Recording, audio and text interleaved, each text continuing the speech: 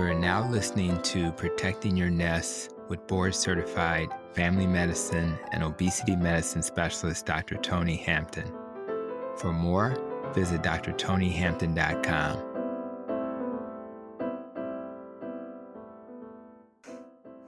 Welcome to the Protecting Your Nest podcast. So many of the people who have found healing through lifestyle changes only found that healing after realizing that they were currently, not achieving their health-related goals, and they need to do something different. Now, what separates them from the rest of the crowd is that they did not settle for inferior results, but instead questioned conventional thinking and took another path to healing. But change doesn't come easy, as you know, without a little detective work, and the type of detective work that unravels the root causes of why we were unhealthy in the first place. But what if there were people who were trained to help problem solve for us, to help assist us along our way? Well, I have good news. The good news is that one of the best professions in the world in terms of problem solving is the engineering field. So I've decided to bring a problem solver to the podcast with a background in engineering to provide a slightly different perspective I hope will add value to you and the ones you love. Today's guest is Craig Emmerich. Craig, along with his wife, Maria, have been on the forefront of the keto movement before many of us even knew what keto was. Craig is an electrical engineer who is passionate about understanding how things work, and he shares his insights in his books, website, and Facebook group. He is the international best-selling co-author of Keto, the Complete Guide, and the Carnivore Cookbook, which we use each and every week at our home. Craig has helped tens of thousands of people regain their health and vitality with a strong focus on the deep science of human nutrition. And with that, Craig, it is my pleasure to welcome you to the Protecting Your Nest podcast. Thank you, Dr. Tony, for having me on. I appreciate it. I appreciate you. And it's so funny because today we're going to use one of the recipes in the Carnivore Cookbook where we wrap the pork chops with bacon. So oh, nice. Forward to that. And who doesn't like bacon, right? So yeah, put bacon on everything. Right. That's what I say. And guess what, guys? You don't have to be afraid of bacon. It's a pretty safe place to be. So we're going to start our conversation, Craig, with the story of you and Maria. Many people are familiar with Maria and her cookbooks as well. Talk a little bit about how you guys first became a couple. Yeah, it goes back, for Maria, this journey has started like 23 years ago when she had PCOS, she had acid reflux, she had IBS, she had extra weight that even though she's started running and doing all the tradition, what she was told to do, which is, eat low fat and healthy whole grains and all this stuff, she couldn't get the extra weight off, and had all these health issues. The doctor she went to basically just prescribed her 2 or 3 drugs, for the PCOS, for the acid reflux and even antidepressant because, she was depressed or she was sad about, her condition, but it wasn't depression. That was just sadness because, she's not getting healthy. And, to her, she left that thinking, what really struck her was later that same week. Okay. So moment was meant to happen. Her dog started to lose patches of its hair. And we took it into the vet, and the very first thing the vet asked was, "What are you feeding it?" And wow. The doctor never asked her that.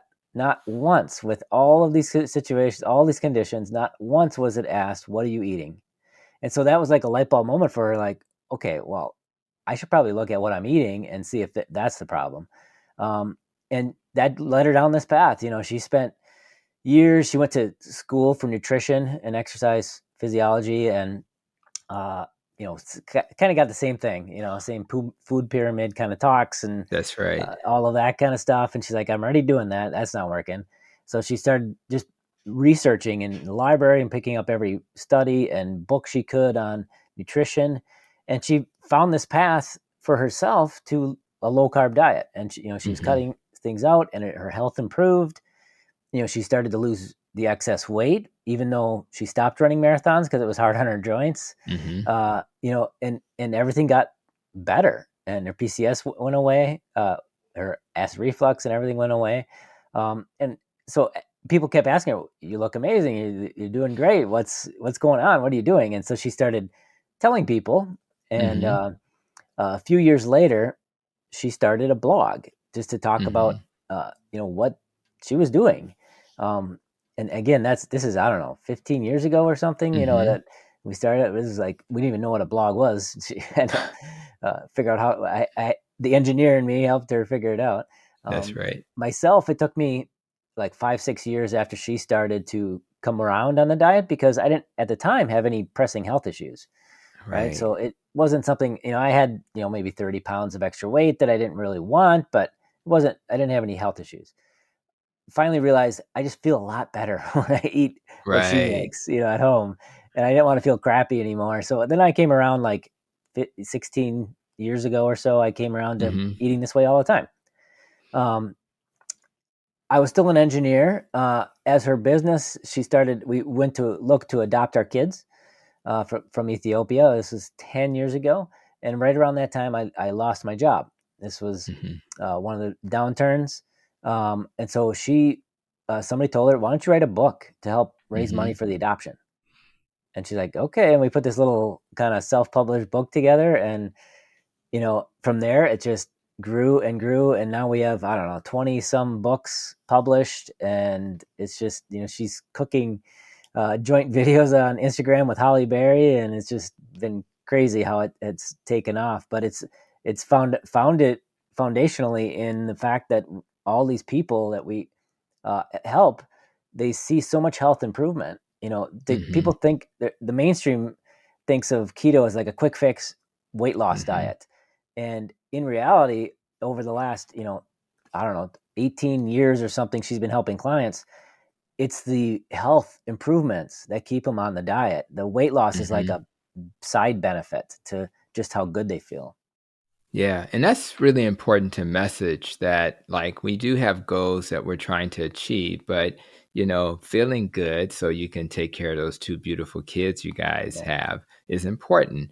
yeah, Feeling good so you guys can travel, and even if it's just to have a good time, or even more importantly, just as importantly, to actually go and share this message. I just think that there's so many whys, right? And what's really yeah, interesting is that the vet got it. Now, my assumption is that the vet gets some training on nutrition because you have to feed animals a certain way. yeah, And animals in a zoo, for the most part, don't get sick like the pets in our home because we're feeding the pets Alpo and yeah, all of these processed foods. Where in a zoo, they feed them what they should feed them. And I think that's one of the reasons why they do so well. So the vets have to know it. The question is, why is it that these human animals their doctors are not being taught nutrition? So part of the problem is I don't have time to talk about nutrition, doc, is what my colleagues would say during a visit. Although it's the most return on investment if you talk about diet. Doctor, I would talk about nutrition, but hell, I don't even know what keto is. I mean, I don't think that they even know. yeah, So I yeah, think that we have a long way to go. And I do appreciate how the stars lined up for you guys when it comes to having a struggle, and then that struggle led to you guys being inspired. And imagine if she had never had that conversation with someone who yeah, said you should write a book, and it yeah, completely transformed your life and what you focus on.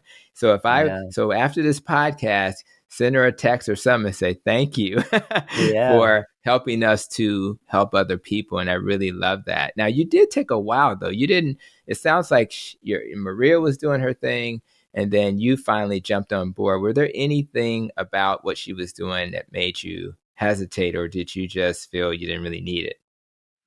Yeah, the few years that it took me to come, I don't know, maybe 5 years before I was fully on board with diet, uh, I it was partly I didn't feel like I really needed it, and Mm-hmm. part of it was I have I have a very strong German background in my family. I brewed my own beer, and I had uh, so it was something that it was really hard for me to give up, is what it came Mm-hmm. down to. And finally, when I just connected the dots on how mainly what would happen is I would eat whatever she made for me during the week. She would pack me something to take to work, and all that. And then on the weekends, I would just eat and drink whatever I wanted, right?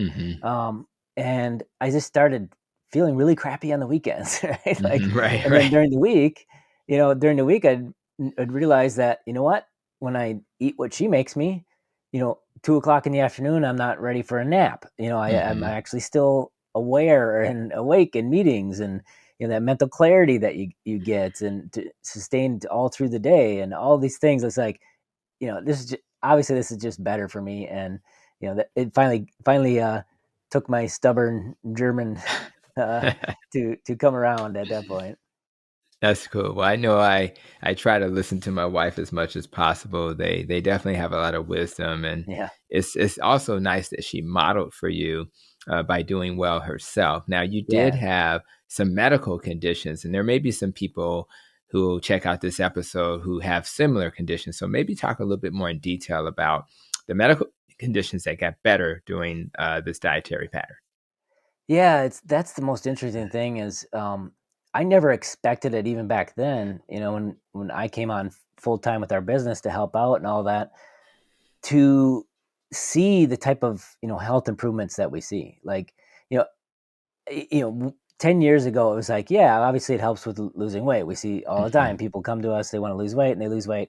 But then we started getting these testimonies from people saying, I have IBS and it's gone now. I have Crohn's and I haven't had a flare up in since I started eating this way. We kids started getting parents with their kids, on the autism spectrum, just changing diet, going to a whole new level on the autism spectrum Mm. just by diet changes, right? You know, bipolar getting symptoms going way down. It got to the point where I was like, you know what, I'm going to start saving these testimonies because Hmm. these are Right. really pretty cool. And so I started making this like email folder of mine, where I would put the testimony in there and save it in that email folder. And now I think we have, I don't know, 5,000 in there. And I can Mm. literally go in there and type in a condition, and up will come 5 or 10 testimonies. I mean, Wow. Parkinson's, MS, I mean, you name it. People, we had a person with Parkinson's who changed their diet and was able to walk on a place in their on their heel that they couldn't in like years. Mm. Like, I mean, and this just changing diet, right? Like, it doesn't really cost anything. And Mm. I think that's the thing is, this lifestyle, you're just choosing different foods to eat, and so for pharmaceutical industry or big businesses, there's not a lot of money to be made on that, right? Yeah. And so it's just amazing to me. We have if you go to our blog, there's client success stories that I put Mhm. together with a sampling of some of these.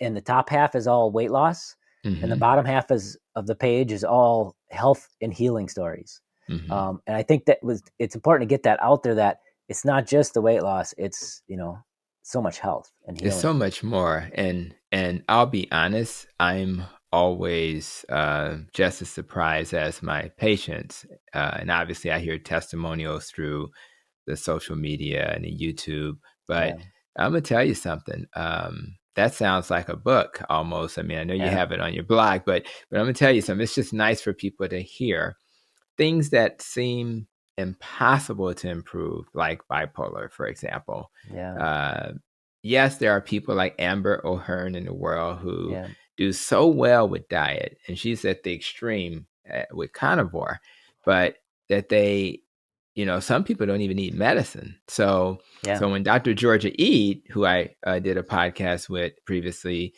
she says some people take less medicine, some people get off of medicine. All we know is that they get better, and yeah, your body just has a really good way of fixing things that were broken when you take diet as the main focus. So that's very interesting. Now, you're you're married to a nutrition professional, and it makes sense for her to understand these principles of wellness through nutrition, but you're an engineer, yeah, and that has, I'm sure that has advantages and disadvantages. So just for a moment, I want the theme of this podcast to be through the lens of an engineer, right? Yeah, And I yeah. really, rather it's Ivor Cummings or Doug Reynolds, all these engineers are having an impact on how we view health. Even in my health system, when we adopted the Toyota model of lean, where we were able to process and improve, it was all engineers who kind of were able to say, let's look at it differently. So, Yeah. how has being an engineer helped you to kind of take this problem we have, which is poor health, and we need to solve it with nutrition and other ways? What did this engineering training do for you to make that easier or better? Yeah, I think, you know, there's a lot of engineers in this space, and I think there's a reason why. Like even Dr. Ted Neiman, he's a former Yes. engineer. You know, Tyler Cartwright from Keto Gains, he's a former engineer. Myself, you know, there's uh, Marty Kendall down in Australia. He's a former engineer. You know, and there's a lot of people in this space from that engineering field. I believe because you know engineers are problem solvers, and when you're a problem solver, you have to look at things kind of as a system and get to root causes, right? Because you know if you're just putting band-aids on, you know, like for example, I was an electrical engineer, did a lot of work with computer chips and whatnot. And if I had a computer chip, you know, that had an output that wasn't doing what thought it was should be doing, right? I'm not gonna like put a band-aid on that output and try to fix the output at the output. No, I'm gonna go Hmm. back and trace back to the root cause of that problem. Say where did things go wrong, right? And then fix that root cause, and then my output will be right, right? And I think I look at the human body are largely the same. You know, the human body, I believe, you know, and we wrote this in our keto book, and in the introduction, I talked about. I think largely the human body is going to do what it's supposed to do, right? Hmm. When it's given the right inputs. And you know, there's kind of some people in healthcare kind of look at it as these are just the cards you're dealt. These are just your genetics, and there's nothing you can do about it.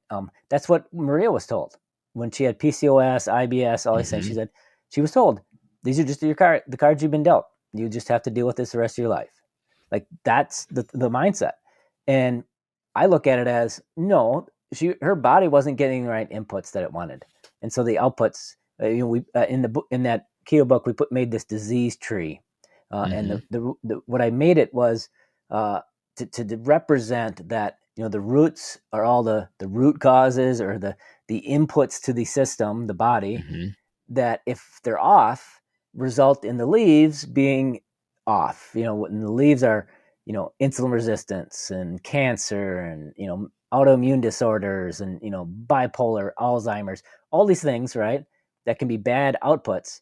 If you go back to the root causes, and that's nutrition's a big one, of course, but there's a Hmm. lot of root causes. I mean, there's a lot of environmental factors, you know, getting common sense, you know, sun exposure, getting a vitamin D and sun exposure, getting, you know, not smoking, getting exercise. You know, the body has all these inputs that if you get those inputs right, can really fix a lot of those bad outputs. Wow. First of all, for those who follow me and know my material, they'll think that you probably told Craig to say all of that because because the root cause of how we fix things from a health perspective is what my nest and my rope acronym speak to. So you're preaching to the Yeah, choir. The awesome. roots, you know, am I structurally not doing well? I have leaky gut, things like that. Is the transport system, my cardiovascular system, transporting things, Hmm. and is there hormone imbalance? And then you use this nest and rope, this diet and exercise, and removing toxins and all of those things. In fact, I was so nervous about being a because I noticed that some people who share messages of healing are very narrow. They only talk Hmm. about carnivore, but I found that for me, that was not going to touch on everything. So I needed to Yeah. do everything. And some videos I make are about relationships. Some are about, you know, fitness. I just had Coach Bronson on. So I think it's important we think about all of those areas. And to be honest with you, we all should be engineers because we all Mm. need to understand the root cause. So I'm not asking anybody to go back to school. All I'm saying is I need you to think like an engineer. And then if we Problem do solvers. that, problem solvers, and then we can figure out why our bodies are not happy. And then once we give it what it needs, then our bodies can then perform optimally, which leads to the next thing on my brain, which is you've been researching nutrition for years, and you have a perspective about how to make sure the body heals and functions properly from a Mm-hmm. nutrition perspective. So talk a little bit about, how do we truly heal our bodies? I mean, what should we be focused on to make that happen? Yeah, so when you kind of break things down and again looking at inputs and looking at what the body wants, one of the things that is kind of universal, no matter who you talk to, whether it's a vegan, whether it's a whatever, is that if I give you two plates of food and both of them have basically same calories, say, and one of them's got a whole bunch of vitamins and minerals, and the other one has almost no vitamins and minerals, which one's healthier for you? Right. Everybody's going to say the more nutrient dense food, right? That's Exactly. that's kind of fundamental truth that we know that the body likes more nutrient dense food, more vitamins and minerals, and that I think is a big component to healing, is to get a lot of really nutrient dense whole foods. And so we've always been focused on a whole foods approach, number one, but also as we dove into more of where are your nutrients coming from, and we put I was so I don't know 7 years ago or something when we're writing our keto book.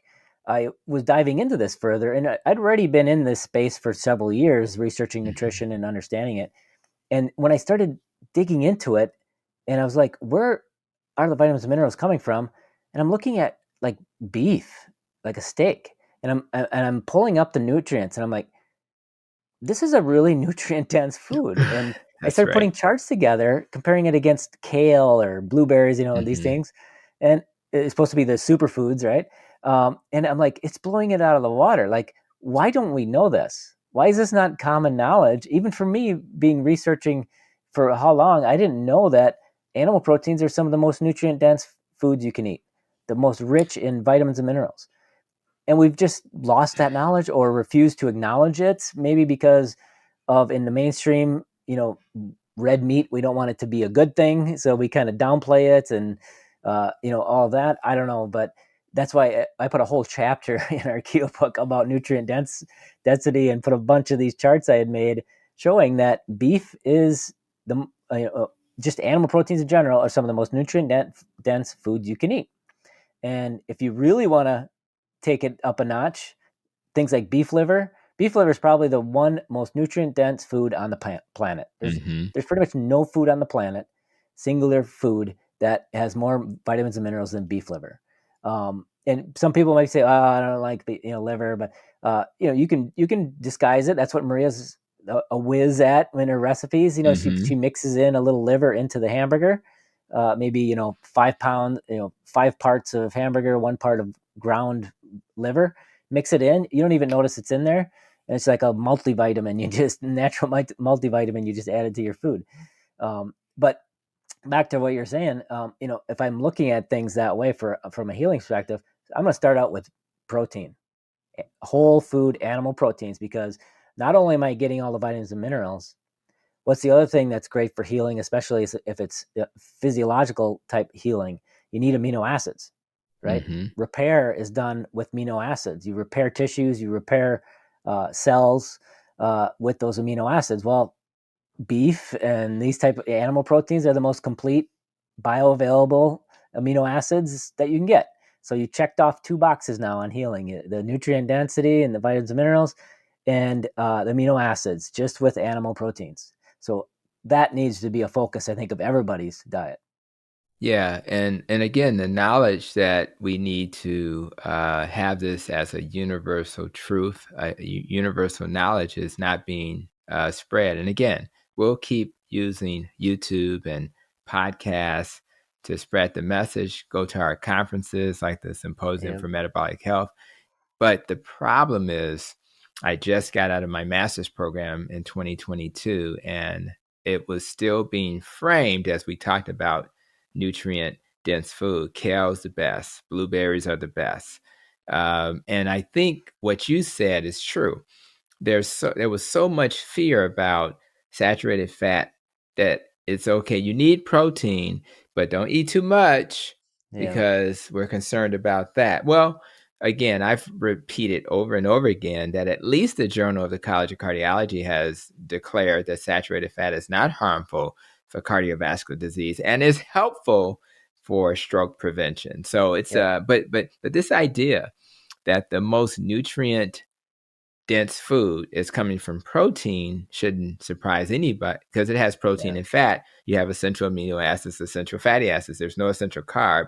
So no logical person can then say, if that's what's essential to life, I'm just going to have a diet that eats only non-essential foods and try to make it Yeah. work. It doesn't make sense. So again, Yeah.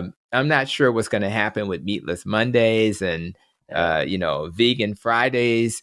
All I know is that our kids, when they're trying to get the nutrients to help them do well in school, need the essential foods first. And Absolutely. I want to live in a world where that's the narrative. So I Yeah. That, completely get it. kids is a big focus of ours too. We've recently put out our sugar-free kids book because it is so important, and it has become such an epidemic in this country of childhood obesity and these problems. Kids need the protein even more because not only Hmm. the protein, the protein in the protein, as well as the animal proteins, as well as the fat that comes with it, because your brain is the biggest center for the biggest storage place for cholesterol in the body, right? There's more cholesterol in the brain than anywhere else. And when you got kids growing and developing, and those fats are so important to them, but so are the amino acids, right? I mean, you can't make new muscle and tissues and grow out of without protein. I mean, you need the amino acids, right? So it really needs to be a focus. And today, it's crazy what we feed kids. And I personally, and we get this a lot with our sons. We adopted at age 2 and 1, and they were at like 3% on the weight and height charts because Mm. nutrition wasn't great in their orphanage. They did the best they could, but as Ethiopia, it was tough. Um, Mhm. we just brought them home and fed them what we ate. I mean, That's it. Kai's first Wow. solid food was bone marrow, right? Mm, And egg yolk, and mm, we'd make salmon and just kind of get it into a bunch of little tiny pieces, and hamburger, these kind of things.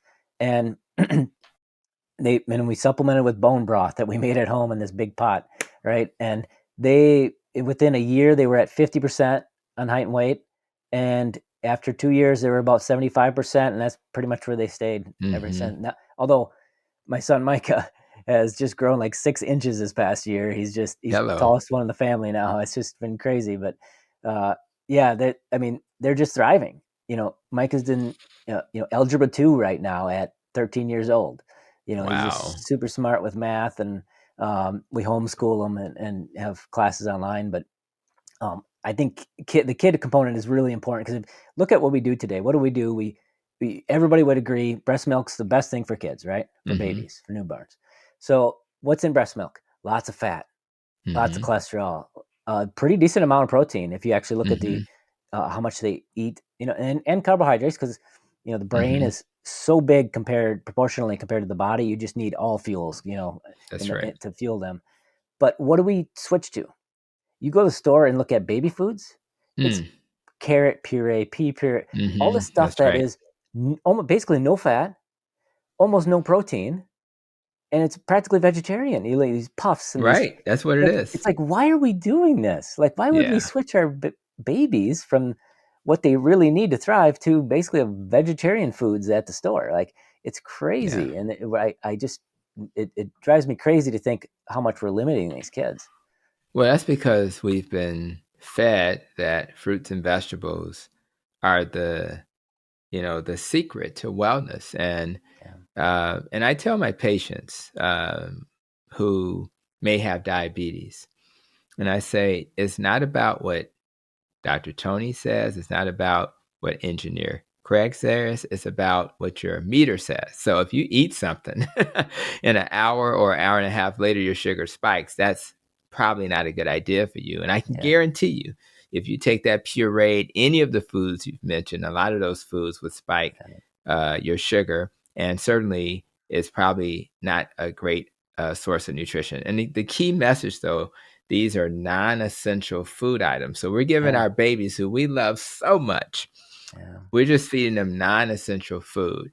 And I think that's where we have fallen. So, Yeah, and I guess definitely. I guess another question, since my kids are older now and yours are catching up. In Yeah, fact, it must have been humbling. I yeah, remember the first day I looked up at my kids. yeah, yeah. That's got to be humbling, man. It But I'm gonna is. tell you something. It's just weird, right? But a few more thoughts on families, parents who are gonna hear this, watch this episode, who really want to do this, but um, how do you do it? Because it seems now I've seen some of the beautiful things that your kids have shared, on the videos, and most of the stuff looks delicious, so it's not that hard. But what's been the secret to making sure they eat things other than just sneaking some liver into the ground, Yeah. beef? Yeah. Uh, well, uh, I, m- I think I would say Marie and I would both say number one is education. You Mhm. need to train your Mm. kids to understand the food they're eating and understand what that food then does to them and what it makes them feel like, right? Mhm. I think that's one of the things we fail hugely with our kids is that not just what we feed them, but what they're eating is what's in it. Like I remember there was a Jamie Oliver did this kind of they're trying to transform school lunches, and he showed these kids a potato, which these kids ate French fries like it was going out of style, right? Showed them a potato, none of them knew what it was. Like Wow. in this classroom, they don't know where their food is or what it's coming from, Wow. right? And not even just that basic level of understanding, but now taking it to like what do amino acids do? What do fats do? What do Mhm. carbohydrates and sugars do in your body? And I think giving our kids the tools to understand these things is the best thing we can give them for longevity, for vitality, for health in life. We invest so much to make sure our kids are happy. Mhm. Sports, running them around to sports and trainings, and all we put into education for school and all the effort, but we do nothing for one of the things that can make so much of an impact in their life, for their health, for their longevity, for their mental awareness and acuity and vitality, all these things, right? Diet. We don't talk to them about it. And, we also get a lot of pushback when we post stuff about our kids. They're like, Mhm. just let them be kids. Just let them have cotton candy and whatever. Let them be kids. And it's like, you know, why do we think that if we just put all this crap on our kids, and number one, if they're your biological kids, they have your same genes, so your same genetics. Mhm. So if you ate that stuff and became sick, Mhm. they're going to have the same path, most likely, right? But number two, why do we think that at 18 years old, when they leave the house, suddenly, bing, I know how to eat now, and I'm going to change everything? Mhm. No, you have to all the way along the way. You have to train them, educate them, let them know what this food is and what it's doing to them. And even with our kids, they've had some situations where they had, a sugary soda or something. One time I was on the airplane by accident. She brought out a cup and it was regular soda. And Mhm.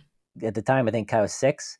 He ended up throwing up Oh, because he wow. just wasn't used to that rush of sugar, right? And we made that a teachable moment. This is what the sugar did to your body. Your body doesn't need that, and talk to them about it and how it makes them feel. So I think that's the biggest thing we can do with our kids is just educate them and help them to make smarter choices. That wasn't the answer I expected, but it's a brilliant answer. So I love it. And I agree. Knowledge is so important because a life of knowledge that you're giving your most precious commodity, your kids, is a life of wellness, a life of healing. And the good news is the butterfly effect continues. They will then share that with their families. And hopefully, if you guys are blessed with grandkids one day, they'll Mhm. share that with their Yeah. kids and your grandkids. So I think it's really important that we take advantage. Ironically, we didn't really we were always into healthy eating, but the cooking part didn't happen until the very end. We were so busy trying to get them to get to the best school Yeah. possible that we just didn't make time for that. But we were able to fix that, and my kids, they cook as well as we do now, if not better. Awesome. Yeah, I was gonna say the step two for Maria would definitely be cooking with your kids, getting them in the Yes. kitchen, getting to make the food themselves, see what goes in it, see what that tastes like. Like, end of all the videos, our son Kai, he loves to do the videos with Maria. He'll say, "Cook with your kids," because we think that is like maybe on par with education, but so Mhm. important as well to get kids in the kitchen, get them making their own food. Because you know what? They're so much more likely to try something Oh, if they make it yeah. themselves.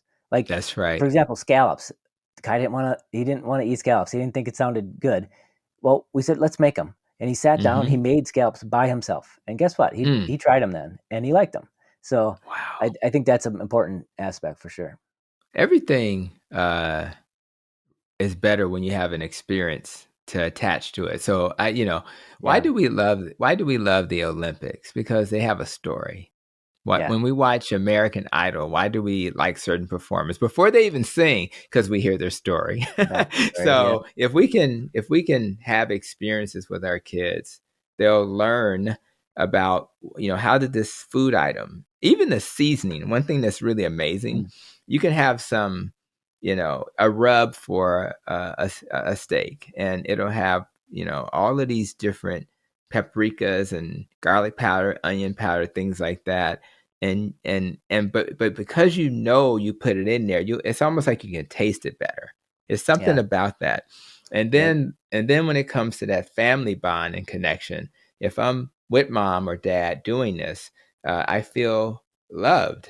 And so here's another way for us to Yeah. love each other, is to say, I love you so much. I'm not only going to make sure you're fed, I'm going to show you how to feed yourself and your future family. So I think all of those things are really That's great. So we great. need that knowledge, and we need to get in the kitchen with we're Absolutely. going to call them babies. They can't stand it, but we're going to call our babies Yeah, that's until right. we're not here anymore. So let's talk a little bit we talked about the value of having the right nutrition in your body. But one of the things I remember learning in my nutrition and functional medicine training at the University of Western States is this idea of bioavailability, right? And I was shocked, going back to the kale spinach example, that for spinach, only 3% of the iron was being available to my body, right?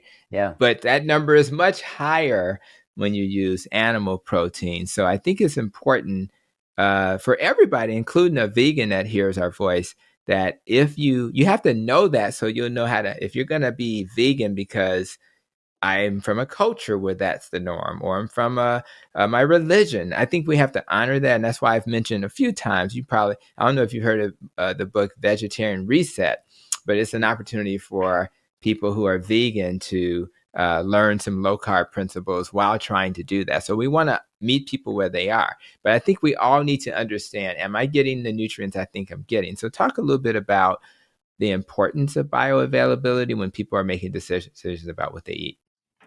That's a huge, huge aspect. Yeah. And actually, our 30-day, I'm sorry, our easy dairy free ketogenic cooking book, we put vegetarian meal plans in there because Nice. I agree with you on that. Certain people, they have their religious beliefs or whatever it might be. And, we tried to make it as healthy as possible. Now, in that, to make it as healthy as possible, we had a lot of eggs Yeah, you because gotta have eggs. get complete proteins and all That's the right. bioavailable vitamins, minerals in those eggs, to ensure. So that was a big part of it. But back to the bioavailability. Yeah, you're right. I mean, these compounds in meat are the most bioavailable forms of all these compounds that we want. Right? Where in Mhm, plants, not necessarily. Like beta carotene, it's not in mhm. the right form. Oh, eat your carrot because whatever, and it's like, well, that's not in the right form for the body anyway. And so if you ate beef, you'd get a lot more of that compound, right, in its proper form. But another really important aspect of that is you aren't what you eat, you are what you absorb, right? And Mhm. so Right. that's a key component as well. And there's another area where anti-nutrients come into play. In Mhm. our keto book, I put the chart of there was there's a study where they took oysters, which oysters are a great source of zinc, um, Mhm. and they had people eat them by themselves, just plain oysters. Then they had them eat them with corn tortilla chips, and then they had them eat them with black beans. Mm-hmm. Okay, and they measured the blood plasma. So they measured how much zinc was getting into the blood at intervals after they ate that food. When they Mm-hmm. ate only the oysters, big increase in zinc in the blood, right? When they ate oysters with black beans, like a third of the zinc got into the bloodstream. When they Mm. ate the same oysters with corn tortilla chips, basically no zinc got into the bloodstream. Why? Because the anti-nutrients, things like oxalates are these kind of like little crystals, compounds in certain plants, dark leafy greens, nuts and seeds, the different things that have these oxalates in high amounts. And what do you, again, these are things body doesn't want, so it's going to try to detox them. And so Mm-hmm. what happens when the body is detoxing these? Well, they grab onto minerals. They grab onto Mm-hmm. magnesium, they grab onto calcium, they grab onto zinc, and then the body gets it out of the body, detoxes it. Out goes the zinc, out goes the That's magnesium, right. out goes the calcium, right? And for example, kidney stones, the large percentage of kidney stones are calcium oxalate kidney Mm-hmm. stones. It's not the Mm-hmm. calcium's fault. It's the That's right. oxalates that grabbed onto the calcium and Mm-hmm. then accumulated into a stone, right? And so these anti-nutrients can not only directly cause, the detoxing stress and whatnot we talked about earlier, they can then rob you of nutrients. Mm. And the thing rob you of these nutrients your body needs.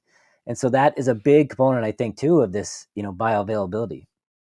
I love it. For all my future engineers listening to this, that was a moment of engineering. You had to break it down a little bit and get into the weeds and understand why, and I appreciate it. So that's what I want everybody who's listening or watching to do. Let's dig a little deeper, whether you're doing research or hearing from an expert like Craig about this topic. And I guess, and I use the word expert because people think, well, if my doctor didn't say it, or if the nutrition person didn't say it, but some of the most influential people who have YouTube channels and podcasts, they're not necessarily doctors, they're not necessarily researchers, they're not necessarily nutrition professionals, but they took the time to open up a book, to look at a research study and read and dig and ask questions and read and dig. And that's what I want everybody to do. Be your own advocate, and let's all make a T-shirt that says, I wrote it down. You are not what you eat. You are what you absorb. That should be a T-shirt. But anyway, you have There you some go. further thoughts? Well, here's something really interesting about the engineering field, too, I think that helps in this. When I was an engineer, it didn't matter if you were a PhD engineer, high level researcher, or an entry level guy that just started out of college. If you, the solutions, the science is what drove things, not titles. Okay. So that Nice. guy coming in, if he came in with a good idea and it was really smart, that PhD guy is going to say, that's a great idea. And we're going to go chase that, right? Right. It's not about titles. It's not about that kind of thing. It's about the data and the information that I think, and I think that's important in this field as well, is that if they come up, if they're coming with a good idea and it seems to be working, I don't care what their title is. It's the information that I care about. Yeah, and again, that's what I learned when we were, in Advocate Health in my health system before we became Advocate Aurora and now Advocate Health again. Uh, when we did our Toyota slash lean process improvement, we that in Japan they say go to the gemba, go to the shop floor to see where things are being done. But the point wasn't just to have the top person go to the floor. It's also to have the people on the floor who are on the front line who are doing the work. So for me, that may be the front desk staff. So we need to go and literally stand in the lobby and just observe and Yeah, and do it look while they do at the their workflow and look yeah, at and you but the best ideas don't come from the medical director, Dr. Hampton. It comes from that front desk person because they yeah, they really understand what they do every day. And I think that that's the best way to improve things is to pause, observe, and mhm, let everybody at every level participate in the conversation. And we can do absolutely, that at home. Our kids are smart. Our 5-year-olds may say some stuff that may blow your mind one day. So let's yeah, allow them to have a voice instead of saying, don't talk. I saw a kid uh, uh, talking to DeGeneres, the scientist guy, right? And this Yeah. kid just graduated from high school, right? And he was like 13 or something.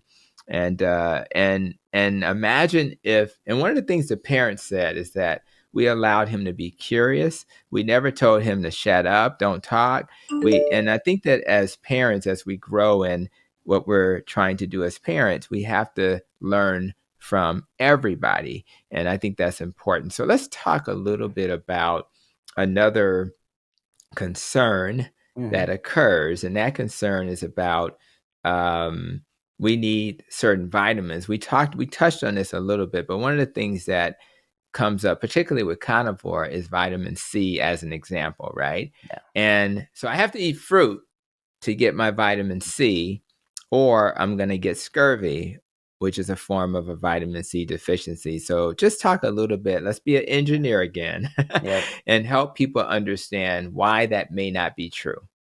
Yeah. So a couple things on that. Yeah. I mean, generally speaking, when we talk about, again, nutrient dense foods, it's across a spectrum, is what I think of it as, not individual things. Like, and that's the thing about like blueberries, kale. Usually it's like one thing they're really high in, Mhm. like one Right. vitamin mineral, it's really high. Everything else is like nothing. And Right. I look at it more as a spectrum of, okay, what's the overall, nutrient density?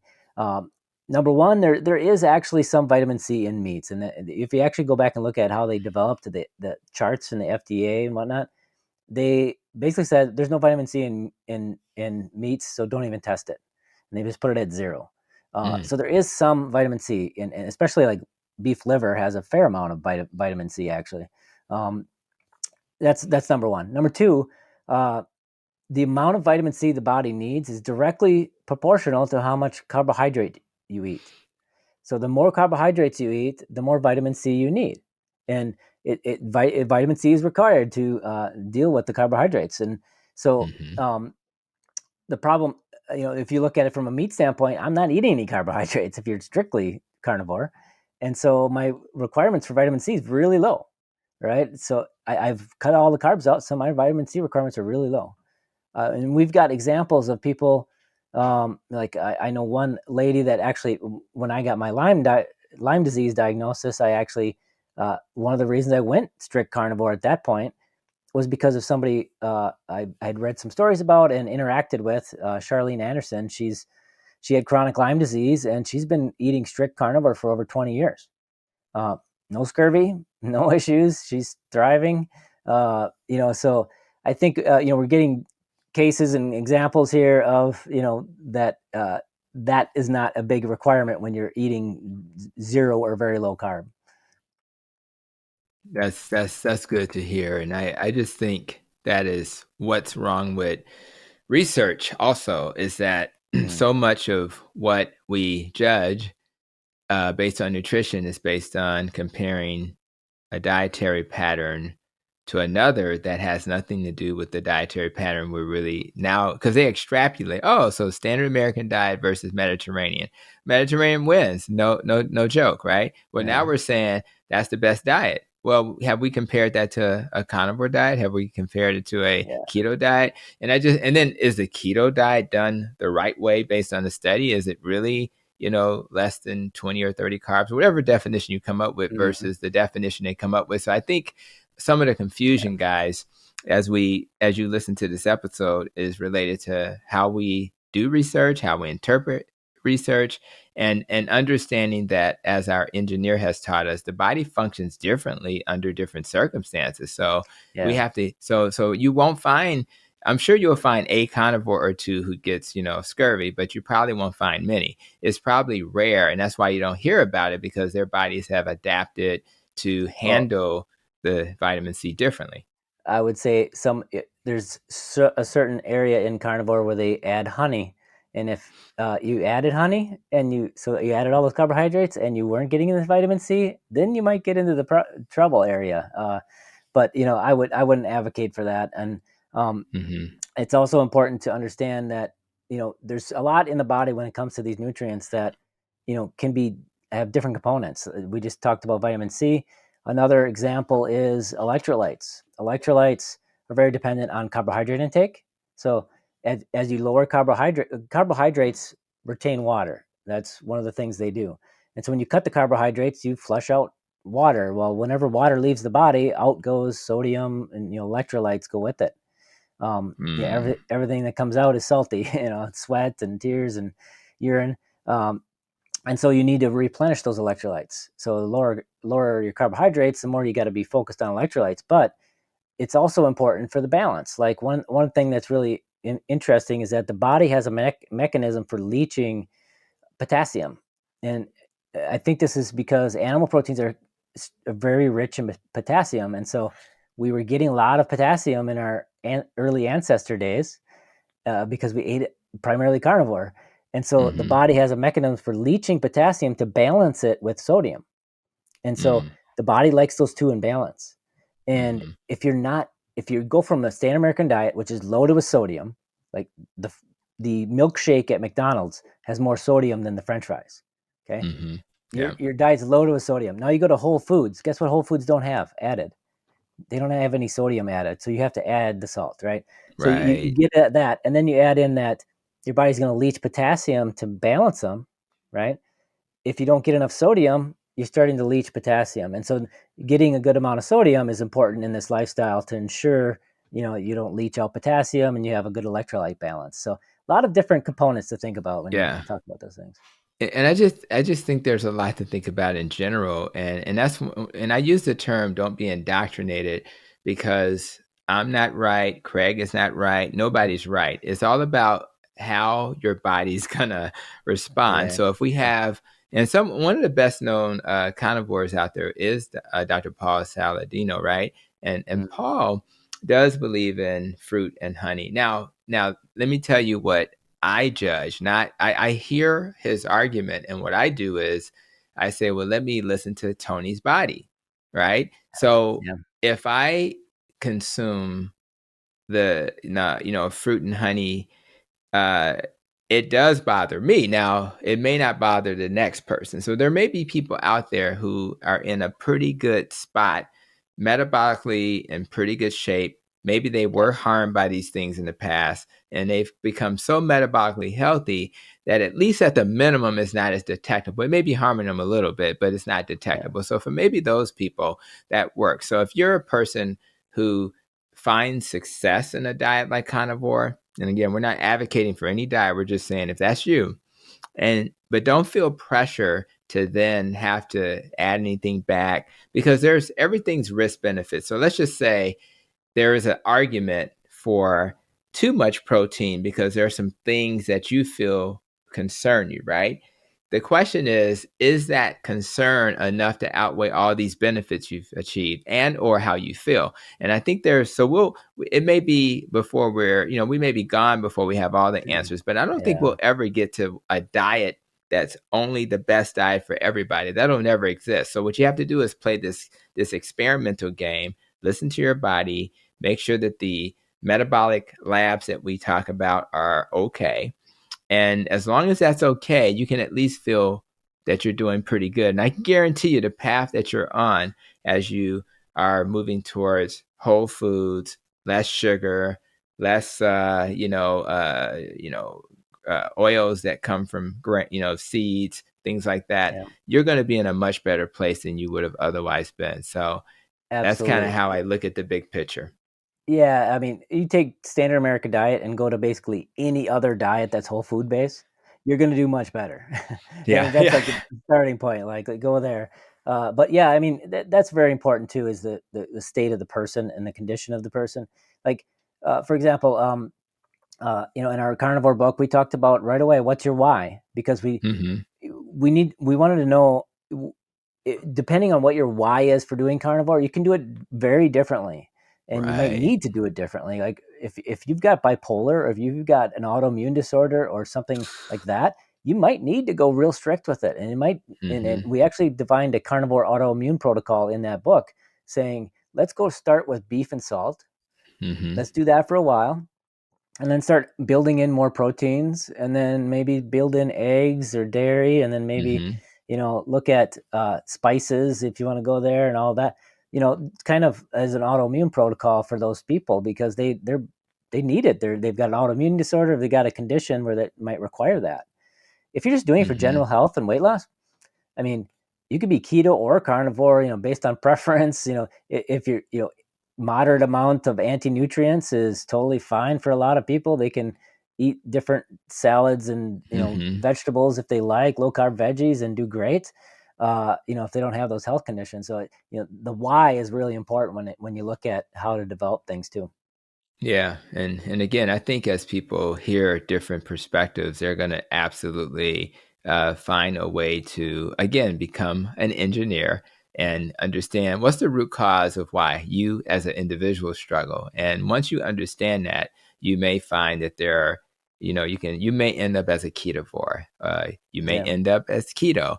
You Yeah. may end up as a low carber who's doing less than 100 carbs instead of, Yeah. maybe 50. So I think it's all going to depend on what your body tells you is what you should do. So I'm going to tell the kids to sneak out of the podcast for a minute. We're going to get the kids out the way because we're going to talk briefly about alcohol.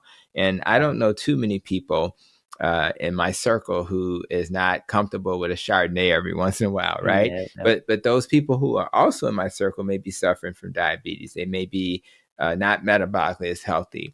They may be dealing with their weight, and they're so. I just want to be an engineer again and talk a little bit Mhm. about alcohol and how is that something people should be comfortable consuming, or should they have some things in this space that they need to be cautious about? Yeah, I think the thing that's important with this is the goal. If weight loss is a goal, I would say if you want to lose weight or you really need to lose weight, you're obese, over 100 pounds overweight, etc. Uh, Alcohol cannot be part of the solution. Hmm.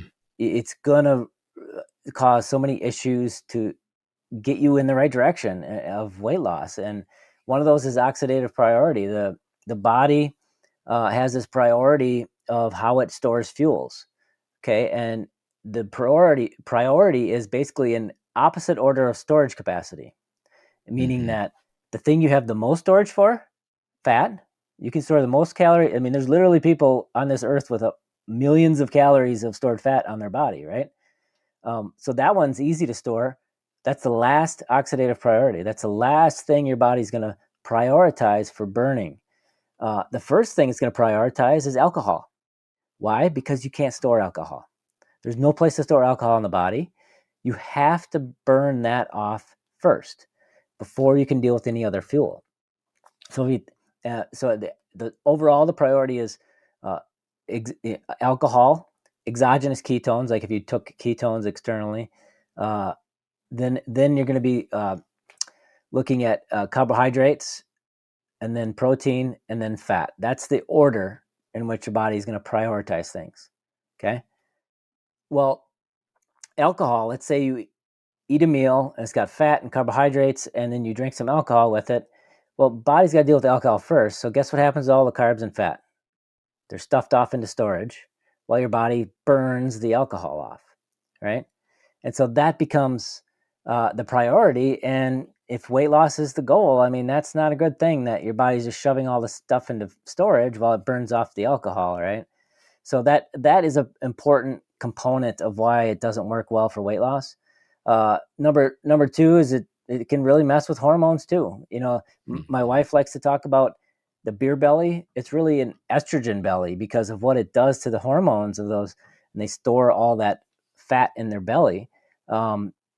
It's When you drink alcohol, I can't remember the exact amount. Maria would know. Testosterone is greatly lowered. So Hmm. one of the things that's a really bad idea is people that go out on Friday night. Before they go out, they'll do. I'm going to lift some weights and whatever because I know I'm going to be having some alcohol and whatever later. Well, guess what? Alcohol will lower your testosterone. So the last thing you want to do is lift weights right before drinking because now you don't have the testosterone to help Right. with building muscle and all that. So the hormone aspect of it is really important too. It's just it's one of those things that somebody in maintenance who enjoys it in moderation, on a day here and there on the weekend or whatever. I mean, to each their own. I'm not going to judge anybody by that, But if your Hmm. goal is weight loss, you should really be looking at cutting the alcohol out. Yeah, and again, and that's why I love, again, knowledge, and then take the knowledge and then decide what's best for you. And some people, some guys, because we're guys, it's a football game, going on with the Yeah, Super Bowl, right? Some guys are like, I don't mind having a little belly. I don't yeah, care. Now, that same guy, once he understands that may affect his libido, it may affect his sexual function, he may then have a different answer. But the goal exactly. is, as long as people know, they can make their own decisions. And I think that's really important, because some people say, I just like to drink.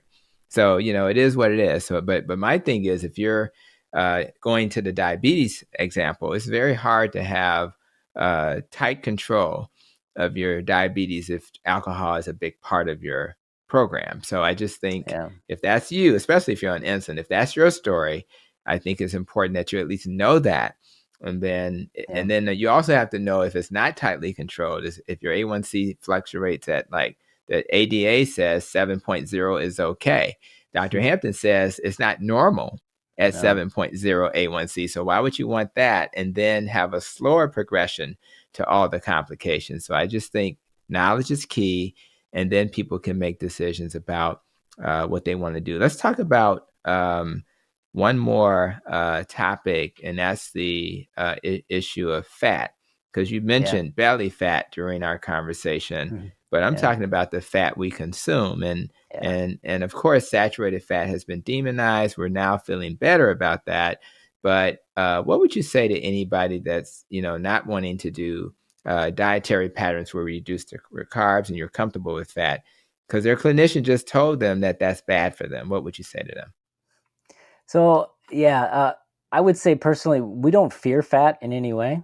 Um, we know that if you don't eat the cholesterol, your body's gonna make it. Like your liver's gonna That's have right. to. You really, when you eat those eggs in the morning, you're really just giving your liver a break. Right. Right. It doesn't have to make so much cholesterol that day, right?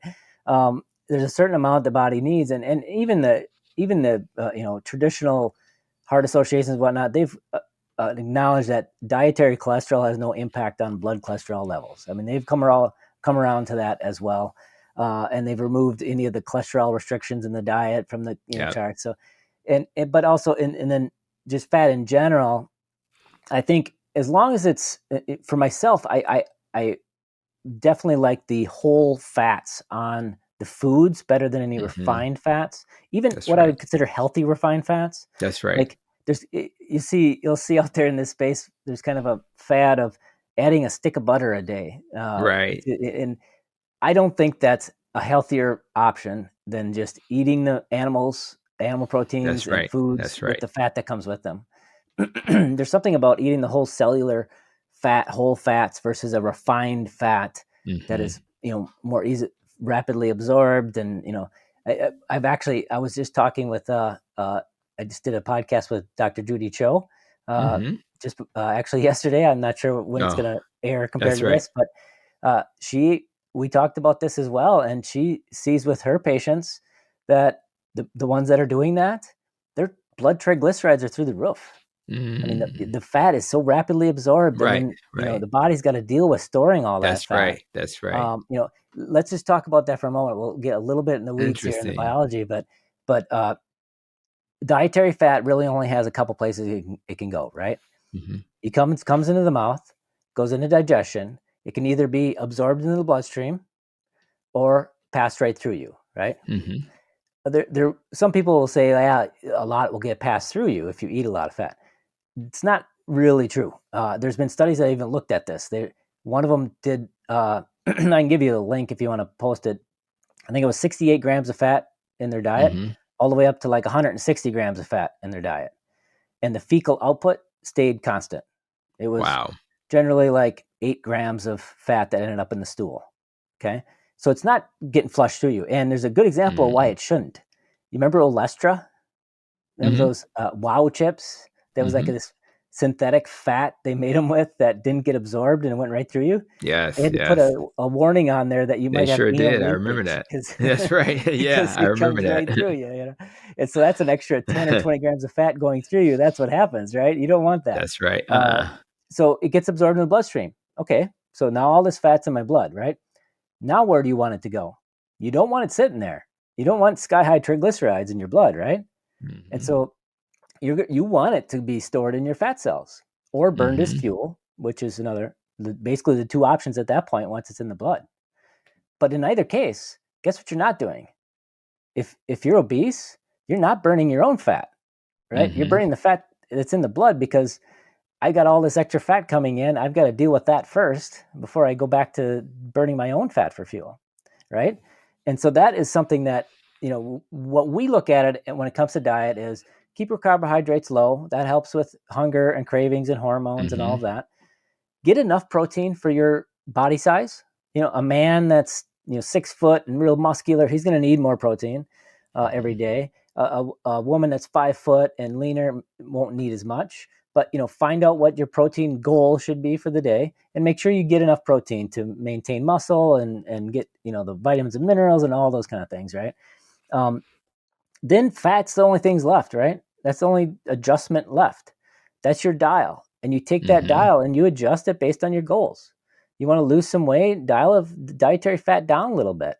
Let the Mhm. body burn its own fat for fuel. You Mhm. want to Yep. maintain, dial it up.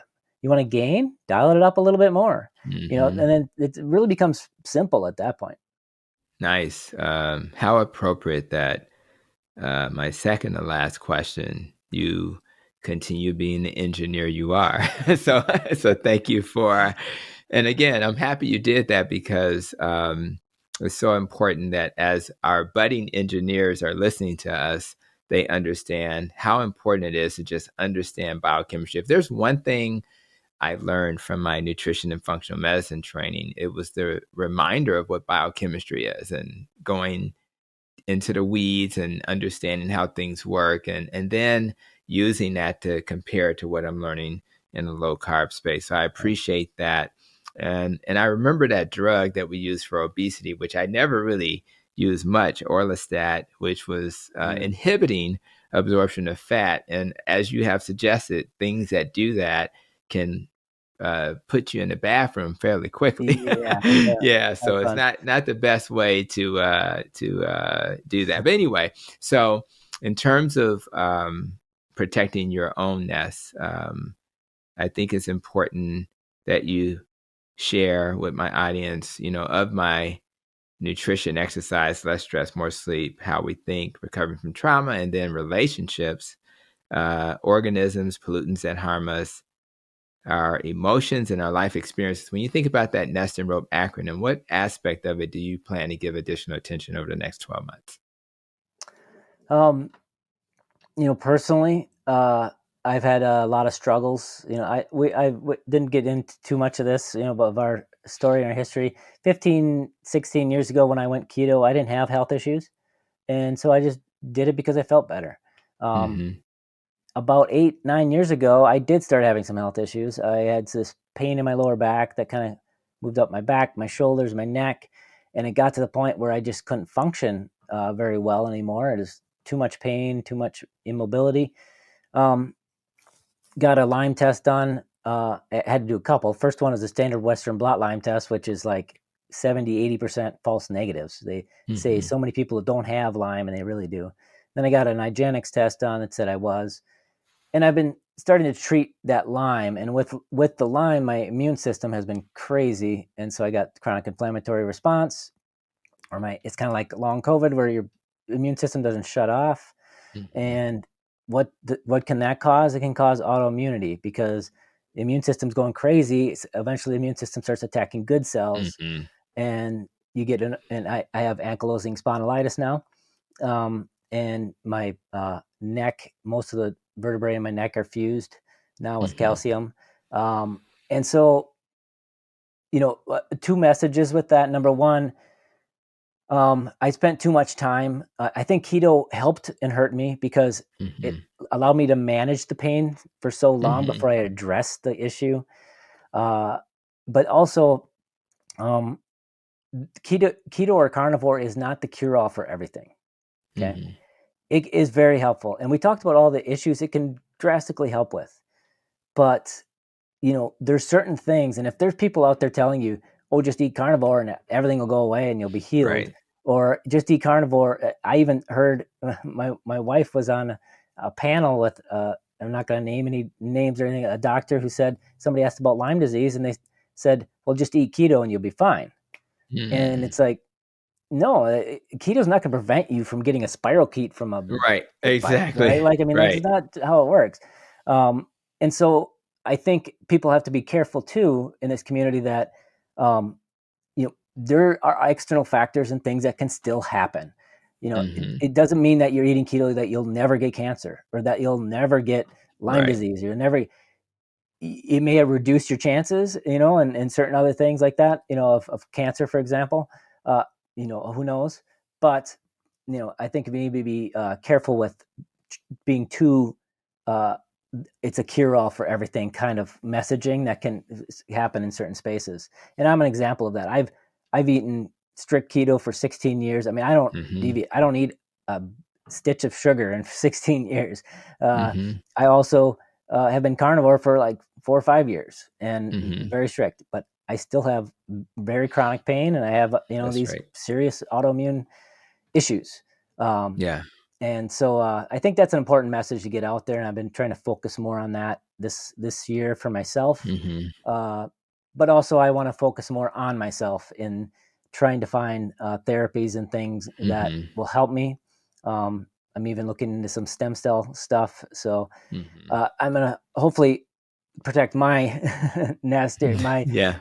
my body a little more so that I can be here for my kids much longer. Yeah, and you add so much value, and I like your messaging, Thanks. which is, you know, let's think of what it is that we can do to help ourselves heal while recognizing that there's no cure-all. And you're right. We've seen some wonderful people um, leave us who were doing Yeah. keto and Yeah. and they're gone, so we know it doesn't Yeah. prevent cancer. Dr. Sarah So Dr. was a Sarah, friend. Yeah. Dr. Adele Height, I mean, so I think you're right, and hopefully everything we're doing is gonna mitigate that and give us more time and but it's definitely not a cure all. So I appreciate that testimonial, and you're right, we didn't really go into it, but that was really a great way to kind of wrap up as we kind of move forward. So thank you so much. Just a FYI, for those who are checking this out, Craig and Maria agreed to join us in an animated version. So Yes. pay attention to the YouTube channel, and we'll touch on a couple of topics there as well, That'd just be for fun. fun, make it Yeah. interesting. Another thing I'm hoping to do, I released a podcast, my last episode before this recording was released in English and Spanish. I had my son to record a Spanish version, and Awesome. and and after doing that, and I'm going to release those videos, literally today of the recording. But we're probably going to be able to then go to the animated videos and maybe turn those into maybe a language that my brothers and sisters from Indian can understand, and of course my Spanish speaking brothers and sisters. So we're trying to Awesome. expand that audience a little bit. And I still don't know Spanish yet, but Mm. keep your fingers crossed. So anyway, thank you. Now let's Awesome. briefly share how people can find the work you're doing. Thank you, Dr. Hampton. I really appreciate it. I'm looking forward to that. That's great to expand things. Our sons are both in Spanish themselves, so hopefully down the road maybe they Nice. can help out too. Uh, That's right. but uh, but yeah, easiest is ketomaria.com. I created that page to get to everything else. We've Okay, got cool. you can get to our blog from there. You can get to our keto-adapted.com website from there, which is where we sell all of our support and ebooks and all that. On the bottom, there's links to all of our social media channels. So ketomaria.com will get you to everything. Well, thank you for that. And I'm sure people will be going there to check out everything. Definitely check out some of the great books you guys have done together. And again, we appreciate you and thank you for bringing us to the world of engineering as we talked about this topic today. Thank you. I appreciate it, Tony. No problem. So today we saw the world through the lens of an engineer who by chance found true healing with the keto dietary pattern. And although it wasn't a cure of all the things he's suffering from, he's in a much better place because of it.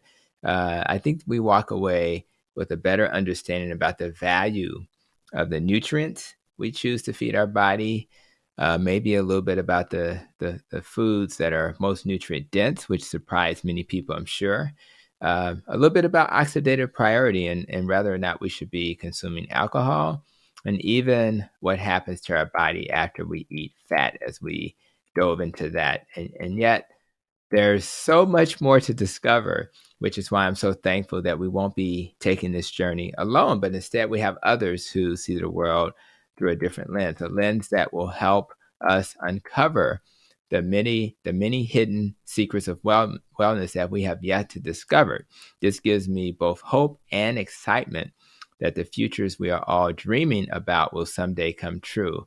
It also reminds us that we must be our own engineers. So please, if you've not been an engineer before, here is your chance. So if you enjoyed this conversation today, consider adding your voice to the conversation by just sharing your thoughts in the comments. Even if you're just saying, I just want to be an engineer too. I appreciate you. And thank you for joining us today. And until the next episode of the Protecting Your Nest podcast, continue to be safe, be well, and continue to protect your nest. You've been listening to Protecting Your Nest with Dr. Tony Hampton. For more, visit drtonyhampton.com.